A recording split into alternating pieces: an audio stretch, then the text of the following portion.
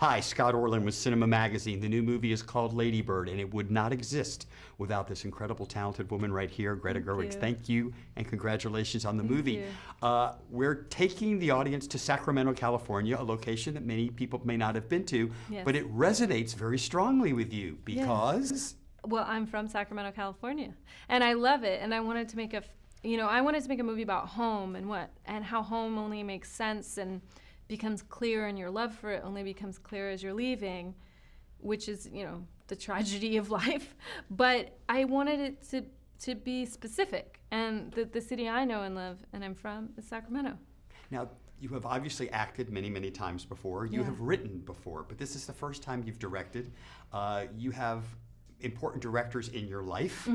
So what was it the first day when you stepped on set? What goes through your mind? Well, I've really been preparing, in some ways, my whole life to direct, but certainly the past 10 years. And I realized when our first day of shooting that I had been working in movies in different capacities for 10 years. And I thought, wow, I mean, that was my film school, and I think I'm ready to take the plunge. And really, more than anything, between the team that I had gathered and that gathered to me, between like the cinematographer and the production designer, the costume designer, and then this incredible cast, the thing that I was really struck by was just I was so grateful and so excited to watch all these people work and bring their spirits and their life to it. Play Hollywood Confidential for just a moment. All right. And that is that people are going to see this movie and thinking, oh, this is an insight into Greta's life. Yes, this is who she really is as a teenager. Yes. Tell us the truth. The truth was I was actually a much more square kid than Lady Bird.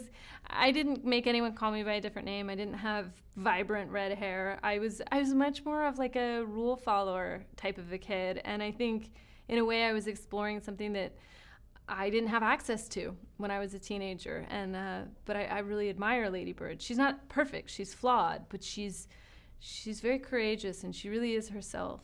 But she's an interesting character because, I mean, obviously I'm a lot different than her, but yet so much resonates because it's the story, and we talked about this earlier, about love and where she draws love from, whether it be her mother, her father, her brother, her best friend, these new guys that kind of come into her life. We've seen love kind of showcased in so many aspects in film and television. But this seems different. Yeah, well, I'm interested in the sort of network of community and the network of love. And to make a movie about home, I think you do have to make a movie about community and all these different relationships and the different ways that she loves, but also the different ways like a father loves a son, or a principal takes care of a student, or a priest relates to his classroom, all of these different connections. And I'm always very moved by how all the different ways that people come through for each other and are there for each other. And her dream, I don't want to give too much away to the audience, but she wants to go to school, and New York is a major draw for her. I know. Where did Greta end up living? I don't know. I don't know. I mean, it might have been... What was New York to you? Well, New York to me really was, I wanted to go to where musical theater was. So New York to me was musicals. It was Broadway, and I had sort of always wanted to be close to that, and because theater was my first love.